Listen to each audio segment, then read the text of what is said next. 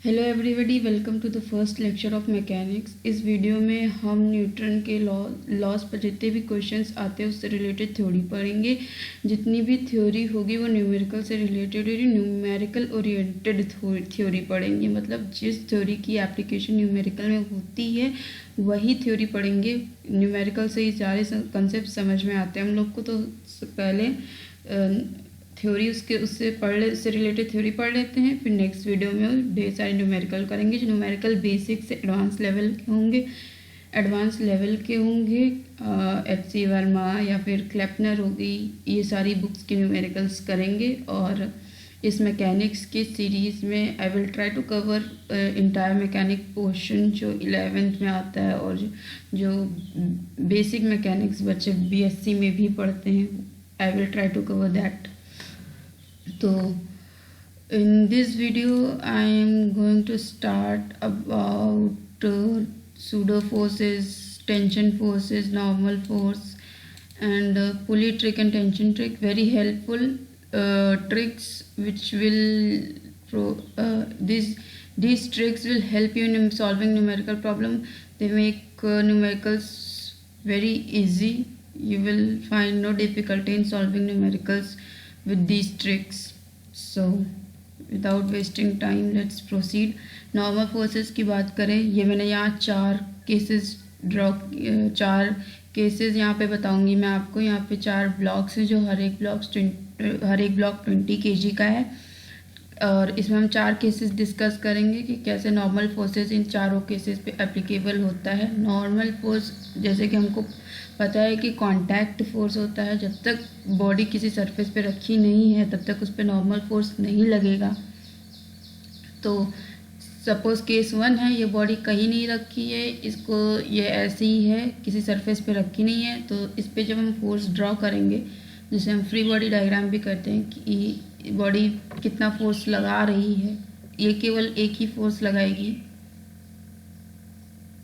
जो इसका खुद का वेट होगा, वो वर्टिकली डाउनवर्ड होगा। वर्टिकली डाउनवर्ड इसका खुद का वेट होगा mg। और इस यहाँ पे नॉर्मल रिएक्शन 0 है क्योंकि यहाँ पे कोई सरफेस नहीं है जिस पे बॉडी रखी है। केस 2 हम ले लेते हैं, यहाँ जो ये 20 kg का जो ब्लॉक है वो किसी सरफेस पे रखा हुआ है। सपोज ये आपका सरफेस है, ठीक है, और ये 20 kg का ब्लॉक फोर्स नीचे सरफेस पे mg लगाता है जिसका रिएक्शन होता है ये नॉर्मल फोर्स n। और बॉडी स्टेशनरी है, द सिस्टम पूरा स्टेशनरी है, सिस्टम पे कोई नेट फोर्स नहीं लग रहा है। सिस्टम जैसे ब्लॉक किसी सरफेस पे रखा है तो इक्विलिब्रियम में है, block the block is not moving, block move नहीं कर रहा है तो सिस्टम पे नेट फोर्स 0 है। तो हमारा जो नॉर्मल हो जाएगा वो mg के ही बराबर हो जाएगा। अब हम ग्रेविटी 9.8 लें या फिर 10 लें, वो जैसा क्वेश्चन में मेंशन होता है अकॉर्डिंगली ले लेंगे। यहाँ पे मैं 10 ले रही हूँ to make the calculation easy, but according to the question you have to take the value of gravity. ठीक है, ये 200 न्यूटन का फोर्स जो सरफेस बॉडी पे लगाएगी वो उसका नॉर्मल फोर्स है। यहाँ केस 3 ले लेते हैं हम। सपोज कोई बॉडी है, ये बॉडी 20 kg की बॉडी है जो सरफेस पे रखी हुई है। जो पूरा सिस्टम है हमारा वो अपवर्ड 2 मीटर पर सेकेंड स्क्वायर के एक्सेलरेशन से ऊपर जा रहा है। ये अब इस पे देखते हैं ये फोर्स कैसे लगेगा। इस पे भी mg नीचे लगेगा जो सरफेस पे लगाएगी, न्यूटन नॉर्मल फोर्स ऊपर लगेगा। और इंटायर सिस्टम जब ऊपर जा रहा है तो नेट फोर्स ऊपर लगेगा, क्योंकि जैसे नेट फोर्स ऊपर कब लगेगा, जब ये नॉर्मल फोर्स mg से ज़्यादा हो जाएगा तो फिर हमको नेट फोर्स ऊपर मिल जाएगा। तो मतलब नॉर्मल फोर्स mg से ज़्यादा है, नॉर्मल माइनस mg, और बॉडी पूरा system along with body 2 meter पर सेकेंड के एक्सेलरेशन पर सेकेंड स्क्वायर के एक्सेलरेशन से ऊपर जा रही है। तो बॉडी का जो मास है वो m × 2 कर देंगे तो ये हमारा नेट आ जाएगा। अब हम इससे नॉर्मल फोर्स निकालते हैं। नॉर्मल फोर्स आएगा 20 × 2 प्लस 20 इंटू 10, ग्रेविटी मैंने 10 ही ली है, पहले वाले केस में भी 10 ली थी, तो मेक कैलकुलेशन इजी, लेकिन आपको वही लेनी पड़ेगी जो क्वेश्चन में मेंशन है। अगेन आई एम सेइंग, जो क्वेश्चन में मेंशन होगा वही लेंगे आप, according to the question you will solve the problem. ठीक है, तो यहाँ 240 न्यूटन का फोर्स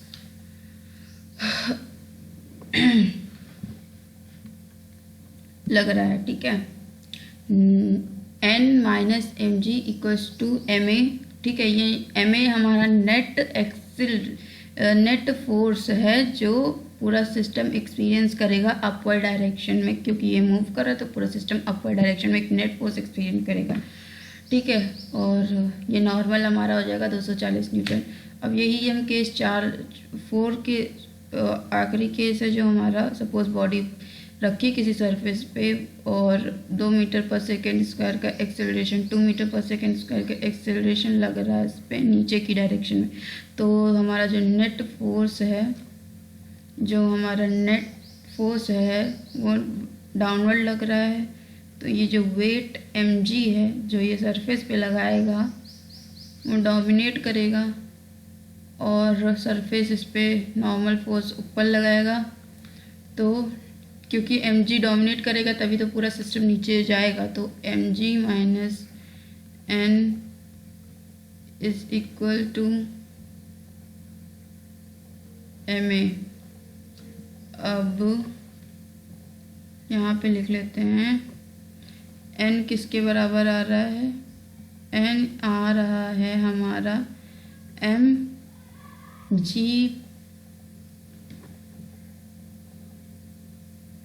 माइनस a। ठीक है, g माइनस a। तो m हमारा 20 kg का है और g है हमारा 10, हमने पहले माना है 10।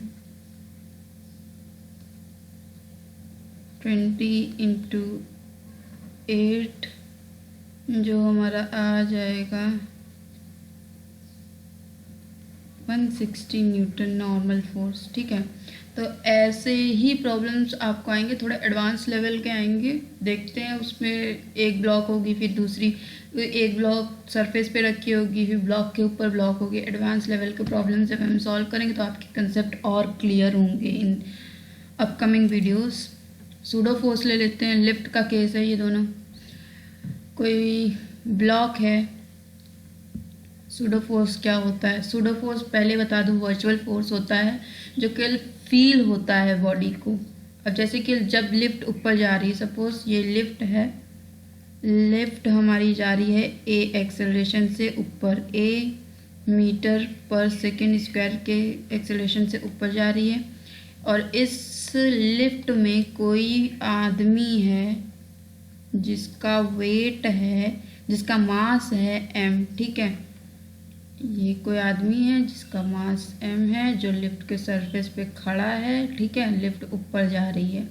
क्योंकि अगर हम कहें इसको तो ये एक एक्सेलरेटेड, अगर हम केवल इस फ्रेम की बात करें, ये रेफरेंस फ्रेम की बात करें, तो ये एक एक्सेलरेटेड रेफरेंस फ्रेम है जिस पे न्यूटन के लॉज वैलिड नहीं होते। क्योंकि न्यूटन के लॉज कहाँ वैलिड होते हैं? इनर्शियल फ्रेम ऑफ रेफरेंस है। बट ये तो, इसका तो एक्सेलरेशन है, तो फिर इस पे न्यूटन के लॉज हम नहीं लगा सकते हैं। अगर हम किसी भी तरीके से इस रेफरेंस फ्रेम को स्टेशनरी कर दें, कैसे कर सकते हैं इसको स्टेशनरी? ये जो इसका एक्सेलरेशन है, इसको बॉडी को दे दें डाउनवर्ड डायरेक्शन में, तो ये फ्रेम स्टेशनरी हो जाएगा। अगर ये जो एक्सेलरेशन है वो हम बॉडी को दे दें नीचे के डायरेक्शन में, तो बॉडी मतलब पूरा सिस्टम स्टेशनरी हो जाएगा। तो हम इस पर न्यूटन के लॉज लगा सकते हैं। तो यही जो एक्सेलरेशन इसको दिया जाता है और इसका जो खुद का मास होता है, उसको मिला के जो फोर्स बनता है उसको हम सूडो फोर्स कहते हैं। चलिए इसका कैलकुलेशन देखते हैं। कोई सरफेस है, कोई सरफेस क्या है? लिफ्ट का सरफेस है ये, इस पे मास m रखा हुआ है। ये पूरा पूरा सिस्टम जा रहा था a मीटर के एक्सेलरेशन से ऊपर। ठीक है, अब इस पे देख लेते हैं कि फोर्सेस कैसे लग रहे हैं। mg सरफेस पे लगाएगा, ठीक है, नॉर्मल रिएक्शन सरफेस इस पे लगाएगा। अभी मैंने कहा कि ये एक्सेलरेशन अगर हम इसको नीचे दे दे तो ये पूरी सिस्टम स्टेशनरी हो जाएगा, तो ये एक्सेलरेशन इसका देंगे। जो एक्सेलरेशन हम दे रहे हैं वो तो सिस्टम का एक्सेलरेशन होगा, लेकिन मास बॉडी का खुद का होगा। तो इस पे जो फोर्स लगेगा वर्टिकली डाउनवर्ड डायरेक्शन में वो ma होगा, ठीक है। यही ma सूडो फोर्स होता है जो बॉडी को फील होता है जब लिफ्ट ऊपर जाती है तो हमारा वेट इंक्रीज हुआ हमको फील होता है। एक्चुअल में ये होता नहीं है बट हमको फील होता है। तो ये सूडो फोर्स इसी वजह से हम लोग को फील होता है, जब लिफ्ट ऊपर जाती है तो हमको लगता है कि हमारा वेट बढ़ गया है। तो N equals to ma plus mg, तो ये केस में ये आ जाएगा a प्लस जी। इसी रीज़न की वजह से हमको अपना वेट बढ़ा हुआ लगता है जब लिफ्ट ऊपर जाती है। अब जब लिफ्ट नीचे जाती है तो फिर हम क्या फील करते हैं, लाइट फील करते हैं। और क्यों फील करते हैं लाइट, वो भी देख लेते हैं। सपोज वही बॉडी है, सरफेस पे रखी है, मास m है, एक्सेलरेशन लेकिन अब a मीटर पर सेकेंड स्क्वायर नीचे जा रहा है, ठीक है। अब इस पे देखते हैं, इसको भी इनर्शियल बनाना है। अब ये भी तो एक्सेलरेटेड फ्रेम ऑफ रेफरेंस हो गया है, अब नॉन इनर्शियल हो गया है, तो इस पे न्यूटन के लॉज तो वैलिड नहीं होंगे ना। तो वही चीज़ हम इसमें भी करेंगे। इस पे न्यूटन के लॉज वैलिड कराने के लिए हमको इस फ्रेम को स्टेशनरी बनाना है, और इस फ्रेम को स्टेशनरी बनाने के लिए हमको इसमें ये जो बॉडी लिफ्ट में खड़ी हुई है इसको अपवर्ड एक एक्सेलरेशन देंगे तो ये सिस्टम पूरा स्टेशनरी हो जाएगा और हम इस पर न्यूटन के लॉज लगा सकते हैं, ठीक है। तो देखते हैं इस पर फोर्सेस कैसे लग रहे हैं। mg लग रहा है नीचे, नॉर्मल ऊपर लग रहा है, और सिंस एक्सेलरेशन नीचे है तो सूडो फोर्स हमेशा ऊपर आएगा। तो ये एक्सेलरेशन तो इसका खुद जो सिस्टम का है वो, और लेकिन मास बॉडी का आएगा, ठीक है। तो अब हम इसको बैलेंस करते हैं। n plus ma equals to mg और n, अब देखिए आप ग्रेविटी में से एक्सेलरेशन माइनस हो रहा है तो हम ऑब्वियस सी फील बात है कि हमको लाइट फील होगा, ठीक है। ये दो केस है लिफ्ट के, जब लिफ्ट ऊपर जाती है लिफ्ट नीचे आती है, क्योंकि इसी कंसेप्ट को लेकर हम आगे क्वेश्चन करेंगे। सूडो फोर्स बहुत ही इम्पॉर्टेंट है, इस पे बेस्ड बहुत ही क्वेश्चन आते हैं, 11th में भी आते हैं, और आप कोई सा भी कॉम्पिटिटिव एग्जाम देंगे तो उसमें इससे रिलेटेड क्वेश्चंस आते ही आते हैं। अगर आपका इसका कॉन्सेप्ट अच्छा है तो बहुत अच्छी बात है। अब पढ़ते हैं पुली ट्रिक एंड टेंशन ट्रिक। चलिए देखें पुली ट्रिक क्या होती है और टेंशन ट्रिक क्या होती है। ये ट्रिक्स इतनी इम्पॉर्टेंट है कि इससे आपके इतने डिफ़िकल्ट क्वेश्चंस ऐसे सॉल्व होंगे विदाउट एनी एफर्टलेसली सॉल्व होंगे। यहाँ पे मैंने 3 पुलीज बना के रखी हैं। अब देखते हैं इस पर कैसे पुली ट्रिक अप्लाई होती है, कैसे टेंशन ट्रिक अप्लाई होती है। और ये पुली है, इस पे ये एक स्ट्रिंग है, ये पुली का सेंटर है, और इस पे एक स्ट्रिंग, ये ठीक है। स्ट्रिंग जो भी है ये सेम स्ट्रिंग ही होगी, स्ट्रिंग तो सेम ही होगी क्योंकि पुली के ऐसे जाएगी ये ऐसे, तो स्ट्रिंग तो सेम है, लेकिन एक्सेलरेशन इन दोनों का डिफरेंट हो सकता है, क्योंकि हो सकता है कि इस पे हैवी हो इस पे लाइट हो, तो ये ऊपर नीचे तो करेगी तो डिफरेंट एक्सेलरेशन भी हो सकता है। ये a1 एक्सेलरेशन है, इसका a एक्सेलरेशन है, ये a2 एक्सेलरेशन है। तो pulley trick according to pulley trick ये हमारा हो जाएगा, क्योंकि तीनों एक ही डायरेक्शन में है। जो a1 है और a2 है वो a ही के डायरेक्शन में, तो दोनों पॉजिटिव होंगे। a1 plus a2 equal upon 2 equals to a, ठीक है। अब ऐसे ही हम सपोज इसका वेलोसिटी v1 है, इसका v2 है और इसका v है, तो v हमारा हो जाएगा v1 प्लस v2 अपॉन 2।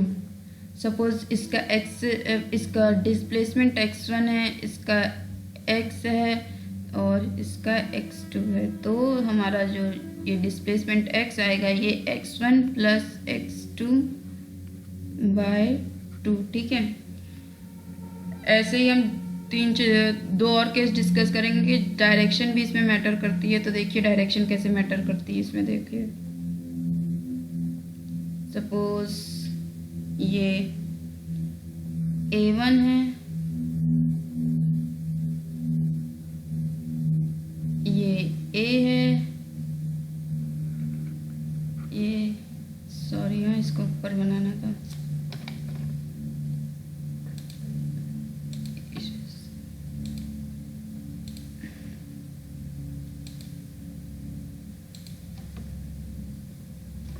इसको ऊपर बनाना था और ये ऊपर A2 आ गया, ठीक है। तो अब इस पे कैसे आ रहा है वो भी देख लेते हैं। सेम चीज़ हम करेंगे डिस्प्लेसमेंट एंड वेलोसिटी के साथ भी, ठीक है। इसका सपोज ये A है, ठीक है, A इक्वल्स टू, अब ये A1 इसी के डायरेक्शन में, इसको पॉजिटिव ले लो।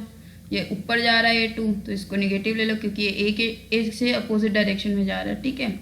माइनस कर दिया अपॉन 2, ठीक है। ऐसे ही डिस्प्लेसमेंट एंड वेलोसिटी के साथ करेंगे। और ये तीसरा केस हम ले लेते हैं, सपोज इसका ऊपर है,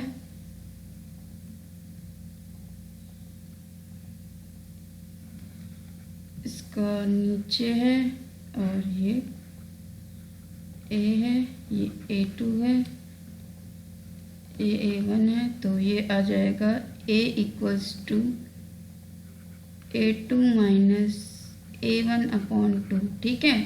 ये है पुली ट्रिक, ये नोट डाउन कर लो, ये बहुत इंपॉर्टेंट ट्रिक है।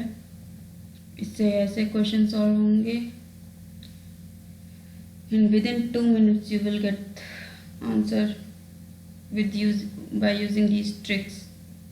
अब नेक्स्ट हम करते हैं टेंशन ट्रिक। टेंशन ट्रिक क्या होती है ये भी बता देते हैं, क्योंकि ये दोनों ट्रिक से बहुत इम्पोर्टेंट है ये दोनों ट्रिक। ये कोई रिजिड सपोर्ट है, ये कोई स्ट्रिंग है, ये कोई पुली है, ठीक है।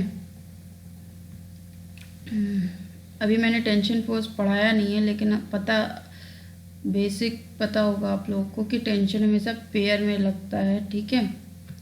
तो अब टेंशन ट्रिक क्या कहती है, वर्क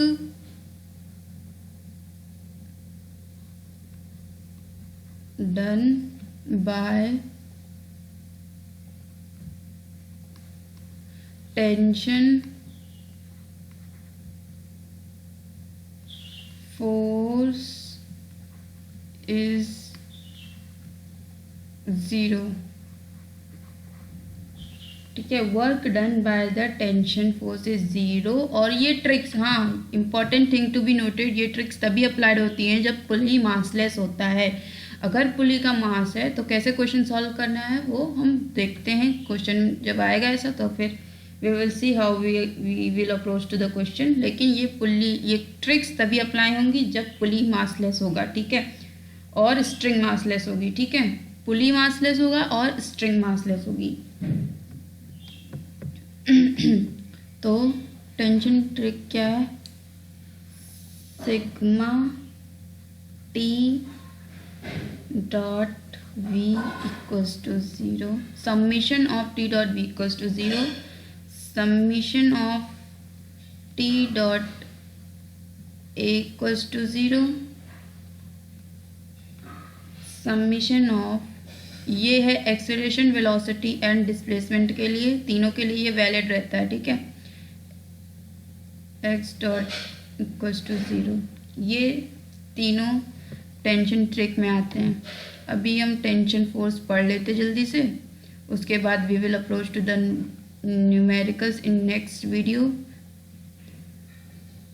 तब तक आप इससे अगर कुछ क्वेश्चंस आपके सॉल्व हो रहे हैं then it's very good. Try solving questions, try to learn more and more, try solving HC Verma.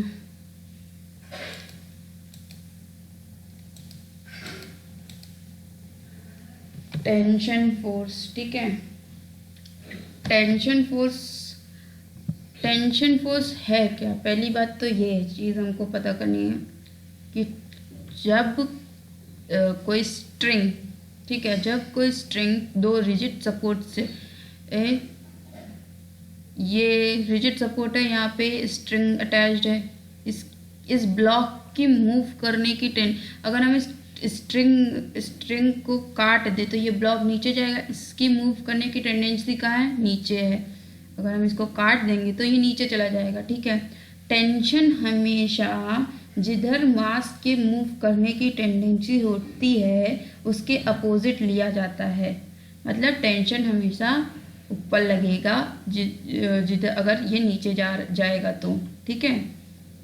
अभी मैंने बताया टेंशन पेयर में आता है। और एक पॉइंट और नोट करनी है, ये टेंशन हर पॉइंट पे सेम होगा अगर ये स्ट्रिंग मासलेस है, ठीक है।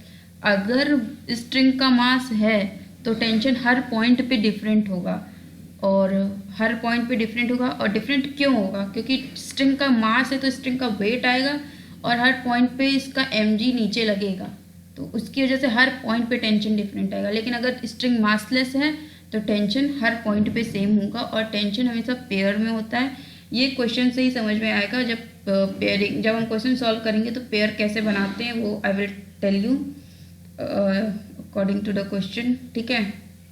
इतना जान लीजिए कि टेंशन, जब किसी स्ट्रिंग में खिंचाव आता है तो टेंशन हमेशा उस खिंचाव को, उस चीज़ को हम टेंशन फोर्स कहते हैं। स्ट्रेच आ जाता है तो उसे हम टेंशन फोर्स बोलते हैं। और ये हमेशा जो ब्लॉक होता है जिधर उसकी मूव करने की टेंडेंसी होती है उसके अपोजिट लगता है, ठीक है।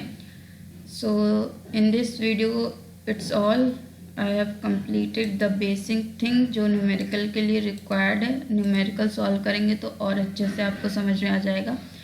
अगर आपको कुछ भी रेलिवेंट लगा इसमें तो मेरे चैनल को सब्सक्राइब करिए, लाइक करिए, शेयर करिए। Thank you all for watching.